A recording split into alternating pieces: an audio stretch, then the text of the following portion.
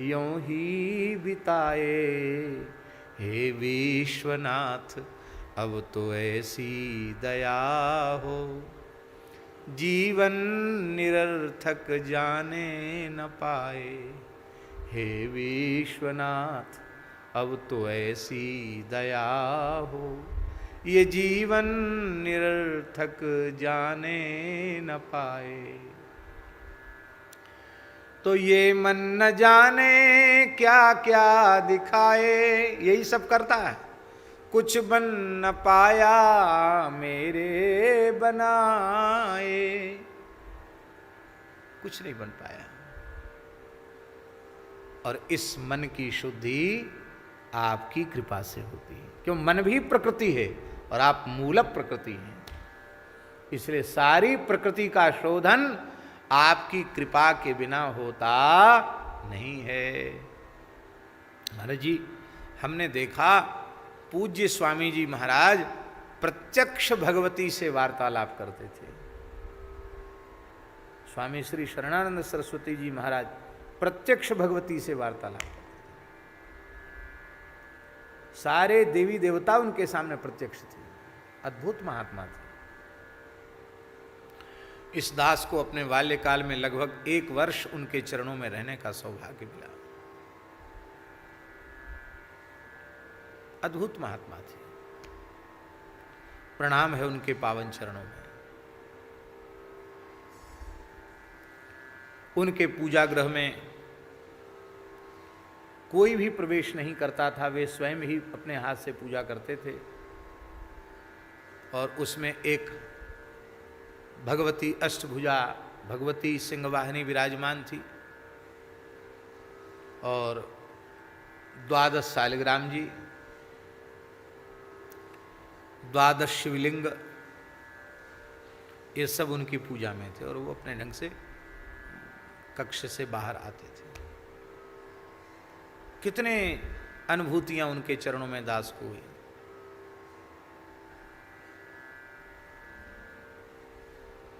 एक बार तो उन्होंने ऐसी कृपा की, वे उनका आदेश था कि तुम ठीक 5 बजे मेरे कक्ष में आ जाया करो, मेरे निवास में आ जाया करो। तो मैं अकेले पूरे कमरे में अंधकार रहता था और हम 5 बजे उनके यहाँ पहुँच जाते थे। रात्रि को 3 बजे हरिहर दत्त शास्त्री जी वहाँ पढ़ाते थे। कुछ समय ये हरिहर दत्त जी पढ़ाते थे, तो वो हमको 3 बजे जगा देते थे। 3 बजे रात को जगना, जग करके शौच स्नान आदि करके संध्योपासन करके जप करके, और हम 5 बजे ठीक स्वामी जी को वहाँ उपस्थित हो जाते। तो स्वामी जी हमको ध्यान मुद्रा में बैठे हुए दिखाई पड़ते थे।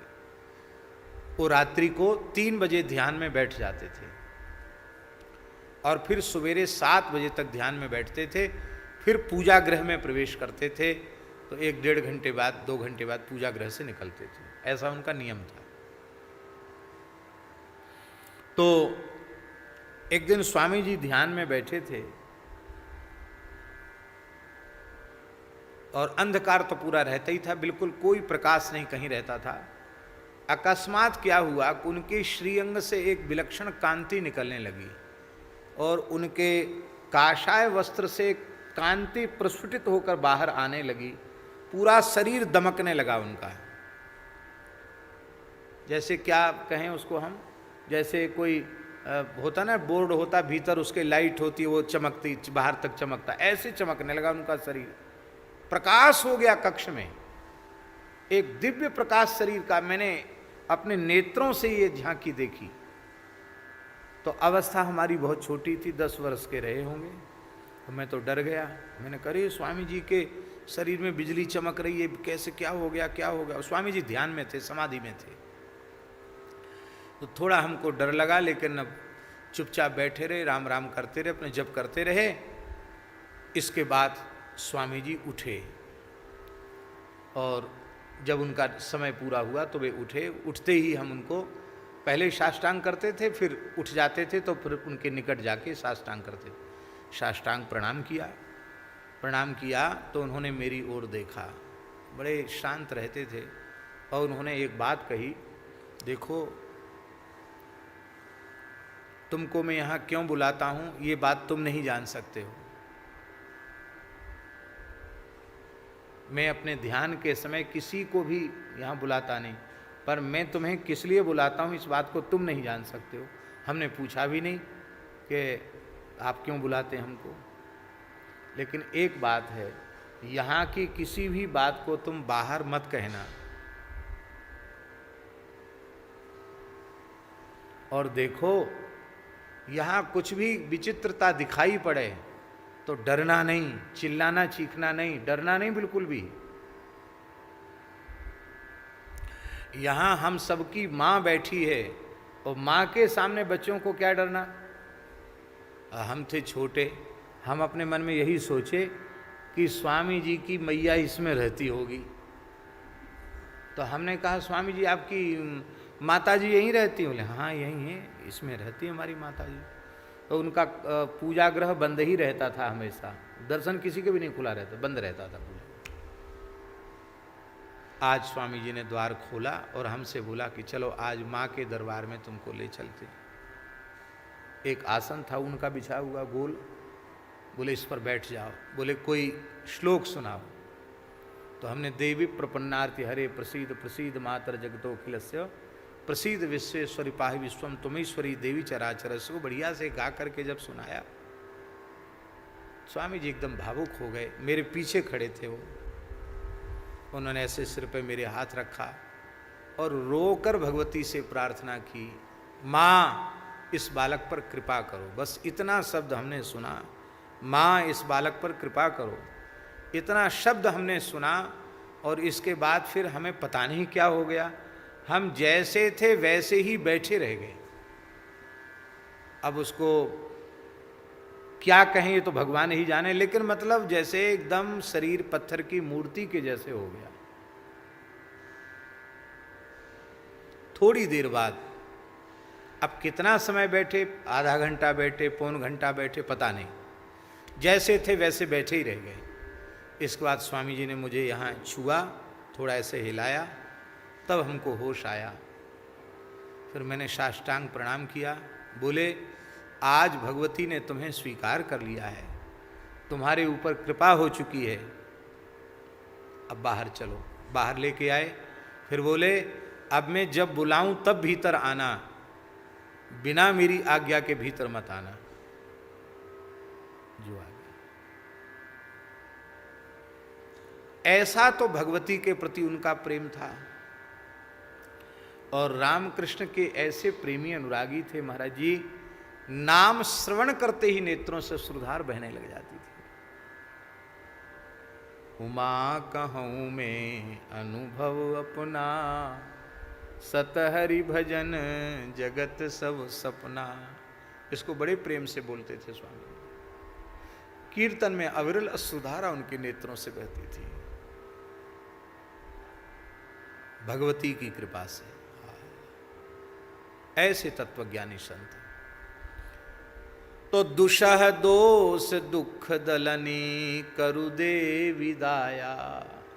दुषह दोष और दुख इन दोनों का दलन करने वाली है भगवती आप हो, आप कृपा करके दया कर दीजिए। विश्वमूलासी, आप विश्व का मूल हो, हैं? विश्व ब्रह्मांड की उत्पत्ति तुमसे हुई है, मूल प्रकृति हो। जन सानुकूलासी, आप अपने जनों पर सदा अनुकूल रहती हो, क्योंकि कुपुत्रो जायेत क्वचिदपि कुमाता न भवति, क्वचिदपि कुमाता न भवति।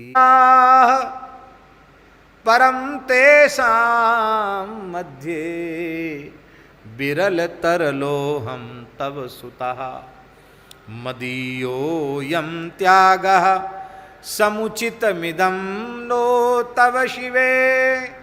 कुपुत्रो जायेत क्वचिदपि कुमाता न भवति। जनक सानुकूलासी,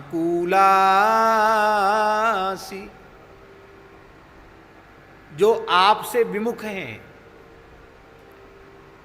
तो उन्हें वे आपकी कृपा से वंचित होते हैं, और जब कृपा से वंचित होते हैं तो दुसह दुख अविद्याजन्य दोषों से ग्रसित होते हैं, और जब आपकी कृपा करुणा हो जाती है, आप अनुकूल हो जाती हैं, तो उनके दुसह दोष दुख सब धीरे धीरे मिट जाते हैं। हे प्रभु, आप अपने जनों पर सदा अनुकूल रहती हो। और कैसी हो? करशूल धारिणी, शूल में 3 शिखाएं होती हैं। शूल को त्रिशिख कहा जाता है, और 3 ही प्रकार के ताप होते हैं, दैहिक, दैविक और भौतिक। ये तीनों प्रकारों के भक्त जनों के ताप पाप संताप को नष्ट करने के लिए ही मानो आपने त्रिशूल धारण किया हुआ है। ऐसी है त्रिशूल धारण करने वाली आप महामूल माया, आप महामूल माया हैं। महामूल माया ने माने मूल अव्यक्त प्रकृति हैं। आपसे ही सारा विश्व ब्रह्मांड उत्पन्न होता है। तडित गर्भांग सर्वांग सुंदर लसत, बिजली की चमक जैसी मेघ में होती है, विद्युल्लेखा, बिजली की चमक जैसी होती है, ऐसी चमकती हुई आपकी श्री अंग कांति है। सर्वांग सुंदर हैं आप, बड़ी सुंदरी हैं आप। दिव्य पट भव्य भूषण विराजें, दिव्य वस्त्र और दिव्य भव्य आभूषण आपके श्रीअंग पर विराजमान रहते हैं। बाल मृग मंजु खंजन बिलोचनी, बाल मृग, छोटा मृग का छोना देखो, उसकी आंखें जैसी भोली होती हैं, कुछ गीली सी होती हैं, ऐसी ही बड़ा भोलापन है आपकी आंखों में, और बड़ी करुणा आपकी आंखों में है। ऐसी आपकी सुंदर आंखें हैं। मंजु खंजन बिलोकन, 2 उपमाएं दी, एक खंज की उपमा दी, खंजन पक्षी की, और एक मृग की उपमा दी। खंजन के समान और मृग के बाल, मृग मंजु खंजन आपके सुंदर नेत्र हैं। चंद्र बदनी, चंद्रमा के समान सुंदर आह्लाद देने वाला आपका मुखार बिंद है, मुख चंद्र है। लखी कोटि रति मार लाजे, आपका ऐसा सौंदर्य है कि आपको देख करके रति कोटि, करोड़ों कामदेव और करोड़ों मदन भी आपकी शोभा को देखकर लज्जित हो जाते हैं। अब वो पुराणों की कथाएं हम कहेंगे नहीं, सब सुनने के अधिकारी नहीं हैं। नहीं तो भगवती जब विवाह मंडप में पधारी तो क्या क्या दशा महाराज हो गई देवताओं की, हैं? ब्रह्मा जी आचार्यत्व करा रहे थे विवाह में, उनकी क्या दशा हो गई। केवल उनके नख के सौंदर्य को देख करके देवता अपना धैर्य खो बैठे, और उसी समय ब्रह्मा जी का तेजस स्खलित हुआ, और उसको उसी से 60,000 बालखली ऋषि प्रकट हुए, ऐसा पुराण में वर्णन। भगवान शिव जो ज्ञान स्वरूप हैं, उनको जो अपनी ओर आकृष्ट कर लें वो कोई सामान्य हैं। कितनी सुंदरी हैं आप। चंद्र बदन लखी कोटि रति मार लाजय, आप राजराजेश्वरी त्रिपुर सुंदरी हैं। आपको देखकर करोड़ों करोड़ों कामदेव रति भी लज्जित हो जाती हैं, ऐसा दिव्य सौंदर्य आपका है। रूप सुख शील सीमा सी, आप रूप की सीमा हैं, माने चरम सीमा है रूप, उससे आगे कोई रूप नहीं। आप सुख की चरम सीमा हैं, और आप शील की चरम सीमा है, शील गुण की भी आप चरम सीमा हैं। और आप भीमासी, भीमा हैं, दुष्टों के लिए भीमा हैं। और भीमा देवेति विख्यातम तन्मे नाम भविष्यति, दुर्गा सप्तशती के 12वें अध्याय में है ना, भीमा देवी के रूप में मैं भीम नाम के असुरों को वध करूंगी, भीमाख्यम महासुरम, और उस समय मेरा नाम भीमा देवी होगा। आप भीमा देवी हो। रामासी, आप रामा हो। रामा का अर्थ है कि लक्ष्मी आप ही हो, और आप परम रामा हो, बामासी बर बुद्धि बानी। भगवान शंकर के बामांग में विराजती हो, बामा हो। क्यों हो बामांग में विराजती हो? बोले ये जीव उल्टे पलटे चलने वाले जीव ही, इनको सीधे रास्ते पर लाने के लिए मानो आप ही वाम भाग में विराज जाती हो, ऐसी आप हो। और कैसी हो? बर बुद्धि बानी, आपकी बुद्धि और आपकी वाणी सबसे श्रेष्ठ है। छमुख हेरंब अंबासी जगदम्बिके, छह मुख वाले कार्तिकेय की आप माता हो। और हेरंब, हेरंब माने गणेश जी, ये हेरंब गणेश जी का नाम है, गणेश जी की आप माता हो। तो ऐसा नहीं कि केवल कार्तिकेय जी और गणेश जी की ही आप माता हो, जगदम्बिके, केवल श्री कार्तिकेय जी और श्री गणेश जी की माता ही नहीं हो, आप तो सारी जगत की माता हो, जगदम्बा हो।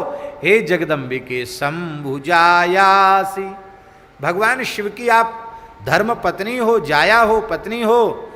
जय जय भवानी, जय जय भवानी, ऐसी भगवान शिव की भव की पत्नी भवानी आपकी जय हो, जय हो, जय हो। चंड भुज दंड खंडनि बिहंडनि महिष,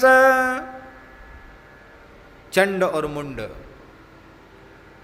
इनको महाराज शुंभ ने भेजा। हे चंड हे मुंड बलैर बहु परिवारिता, तामारे बला दुष्टाम केशाकर्षण बिह्वलाम। हे चंड हे मुंड जाओ, उसके बाल पकड़ के घसीटते हुए लेके आना। कथा तो आप सबको मालूम है कि नहीं? नहीं मालूम? सबको मालूम, चलो संकेत में सुना देते हैं। मार्कंडेय पुराण की कथा है।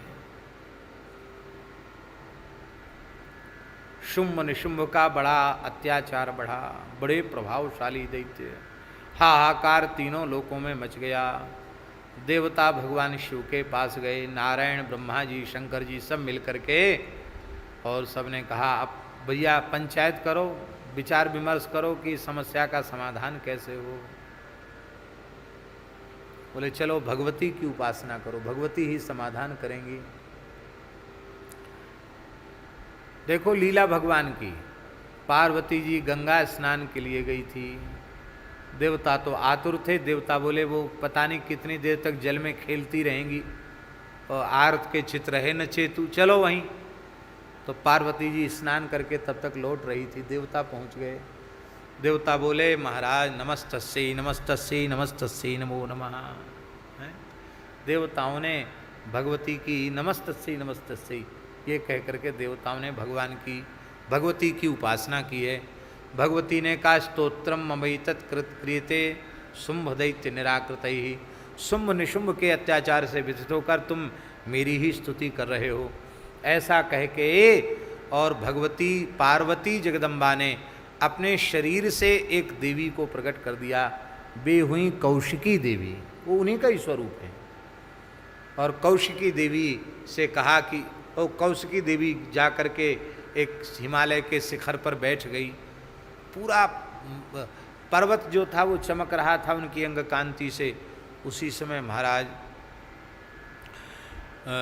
शुंभ निशुंभ का एक राक्षस एक गया वहाँ, उसने जाकर के देखा अरे बड़ी सुंदर देवी यहाँ बैठी है। तो उसने जाकर के शुंभ निशुंभ से कहा महाराज आप इंद्र का हाथी ले आए, उच्च ईश्वरवा घोड़ा ले आए, वहाँ से वरुण का छत्र ले आए, और सब की चीज़ें गिनाई। वहाँ से आप सब कल्प वृक्ष ले आए, आपका तीनों लोकों में शासन है। लेकिन स्त्री रत्न मेषा त्वया कल्याणी कस्मान्न गृह्यते, ये तो स्त्री रत्न है, इसको तो आपको जरूर लेना चाहिए। अच्छा इतनी सुंदरी है? बोले जाओ कहो जा करके, आकर के मुझे वर्ण कर ले, मुझे स्वीकार कर ले, नहीं तो फिर उसकी हालत खराब हो जाएगी, अपनी दुर्दशा के लिए तैयार हो जाए। दूत गया,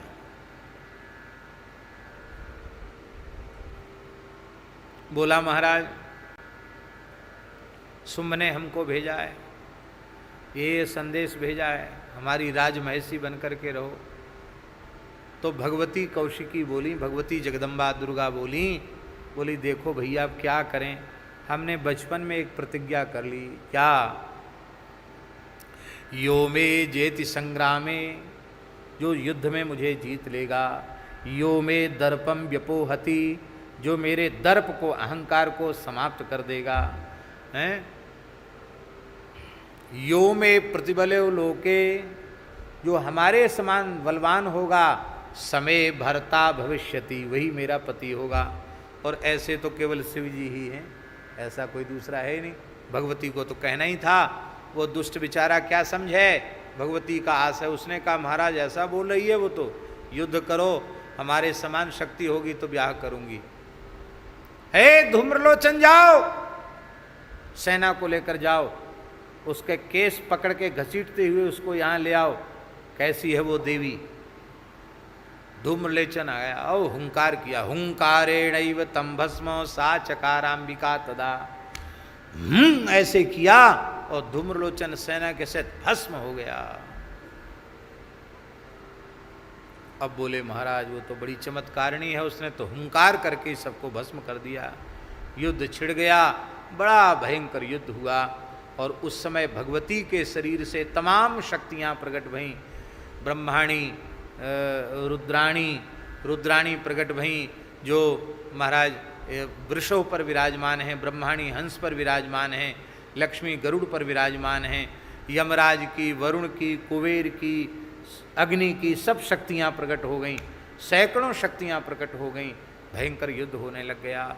उस युद्ध में भगवती काली कराल वदना निष्क्रांता सिपासनी, भगवती ने अट्टहास किया और भगवती के मुखारविंद से ही काली प्रकट हो गई। भ्रुकुटी कुटला तस्या, भ्रुकुटी कुटिल हुई और जैसे ही अपना तीसरा नेत्र खोला, अट्टहास किया, उसी समय ठहाका लगाती भगवती काली प्रकट हो गई। काली निष्क्रांता सिपासनी, असिपासनी, पास और खड्ग लेकर भगवती काली खप्पर लेकर के प्रकट हो गई। उन्होंने कहा ए शंकर जी, सब देवता तमाशा देख रहे थे, ए शंकर जी। हाँ, बोले जाओ दूत बन के जाओ, सुम निशुम के पास जाकर कह दो, इक्का दुक्का भेज, तो हिम्मत हो तो लड़ने आ जाओ मैदान में। बोले जो आ गया। चले गए शंकर जी दूत बन के। तो शंकर जी को दूत बना दिया, इसलिए उनका नाम शिवदूती हो गया, शिवदूती देवी हो गई। और महाराज उन शिवदूती ने ही चंड और मुंड के मस्तक काट करके, चंड मुंड के मस्तक लेकर के भगवती के चरणों में अर्पित कर दिए। लो भेंट, युद्ध यज्ञ स्वयं शुम्भम निशुम्भम च अनुष्यसी, ये दो बलि पशु हमने अर्पित किए हैं, चंड और मुंड, और अब शुंभ और निशुंभ को आप स्वयं स्वीकार करना, चरणों में अर्पित किया है। उसी बात को तुलसीदास जी महाराज कह रहे हैं, चंड भुज दंड खंडनि बिहंडनि महिष मुंड मद भंग कर अंग तोरे। आपने चंड को समाप्त कर दिया, भुजदंड खंडनि, उसके भुजदंड को खंडित कर दिया, उसके मस्तक को काट दिया। बिहंडनि महिष, महिषासुर को आपने समाप्त कर दिया। मुंड मद भंग करि अंग तोरे, मुंड का भी मस्तक काट दिया, उसका भी अहंकार चूर चूर कर दिया, अंग तोरे मरोड़ दिया उसको। शुंभ निशुंभ कुंभीस रण के शरणी, शुंभ निशुंभ को समाप्त कर दिया। महाराज शुंभ जब मारा गया, निशुंभ जब मारा गया, तो शुंभ ने कहा कि अन्यासाम बलमाश्रित्य युद्ध से याति मानिनी। दुर्गा अहंकार मत करो, तुम्हारी ताकत नहीं, तुम तो बैठी रहती हो, थोड़ा बहुत लड़ती हो, ये तुम्हारी फौज जो है ना शक्तियों की, इसी से तुमने विजय प्राप्त की है। हिम्मत हो तो अकेले लड़के दिखाओ, हमारी सब सेना खत्म होगी, अकेले हम बचे हैं। भगवती ने कहा रे मूर्ख, क्या बोलता है? एकैवाहं जगत्यत्र द्वितीया का ममा परा पश्यैता दुष्टमय्येव विशन्त्यो मद्विभूतयः। एकैवाहं जगत्यत्र, इस संसार में एक हूँ, अकेली हूँ। द्वितीया का ममा परा, दूसरी मेरे अतिरिक्त कोई है ही नहीं। दुष्ट देख, सब विभूतियां मेरी हैं, मेरे में प्रवेश करती हैं। इतना करते ही सब शक्तियां भीतर प्रविष्ट हो गईं, अकेली भगवती विराजमान हो गईं। इसका आशय क्या है समझते हैं? इसका आशय ये है, भगवती के स्वरूपों में भेद मत करो, वही भगवती सब स्वरूपों में विराजमान है। न तो भगवान के स्वरूपों में भेद करो, न भगवती के स्वरूपों में भेद करो, एक ही है। तो महाराज जी उनको आपने समाप्त कर दिया। अब हमको तो पहले प्रायः कंठस्थ ही था पूरा, क्योंकि विद्यार्थी जीवन में प्रायः हर अष्टमी को पाठ करते थे। और अब तो बहुत लंबे समय के बाद इस बार नवरात्रि में एक पाठ करने का अवसर मिला, तो पूरे सब श्लोक कंठस्थ ही थे।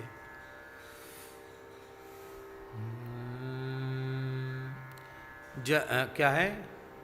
शुंभ निशुंभ कुंभीस, कुंभ नाम के दैत्य को भी आप